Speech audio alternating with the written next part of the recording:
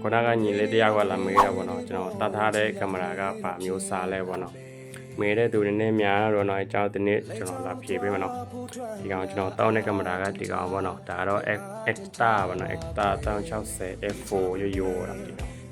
ဒီကောင်ကျွန်တော်ဝယ်တာကြာပြီနော်နှစ်လောက်ဒီရှိနေပြီနော်အခုဆိုတော့အသေးတော့ဒီမရှိတော့ဘူးနော်အခုအသေးထွက်တဲ့က F4A နဲ့ F5 ပေါ့နော်နော် F4A ကျတော့အသေးစီကတော့1000လောက်ရှိပြီနော်ပြီးတော့ F5 ကျတော့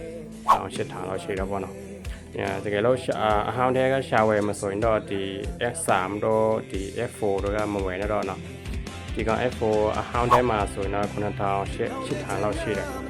ဒီအသေးထွက်တာကဒီ F4A ပေါ့နော်အဲ့ဒါမှ1000ပေါ့နော်3000ပဲกว่าတယ်ဆိုတော့အသေးပဲကင်လိုက်တော့ဒီလိုနော်တကယ်လို့ကြိုက်မဆိုရင်တော့ဒီလိုရှာဝယ်မဆိုရင်တော့အသေးပဲဝယ်ပေါ့နော်ဒီ F4A ရအသေးရတော့နော်ဒီအောင်ဗီဒီယို share လှရနော်ဗီဒီယိုဒီလိုအရှိပဲမှလည်းတက်စင်တော့ရတယ်နော်ကျွန်တော်တို့မောင်းတဲ့ channel ကျွန်တော်ဗီဒီယိုတွေလှရတာပေါ့နော်ပြီးတော့ single တစ်စီလုံးပေးမြင်ချိန်တော့ဒီလိုတောက်မျိုးပေါ့နော်ဒီလိုတော့မျိုးအရှည်ကြီးထောက်ပြီးတော့ကင်မရာတက်စင်လို့ရတယ်အဲ့ဒါဆိုတော့ single တစ်စီလုံးကျွန်တော်တို့သိမြင်နေရတာပေါ့နော်အဲ့ဒါဆိုမှရနော်ဒီကောင်တော့ဒီနေ့ပိုင်းမှာဗီဒီယိုပို့ပြီးလှတာပို့ပြီးကြည်တော့ပေါ့နော်ဒီညပိုင်းဆိုရင်တော့တိတ်မကောင်းဘူးနော်နည်းနည်းတော့မှိန်တော့မှာဒီညပိုင်းဆိုတိတ်မကောင်း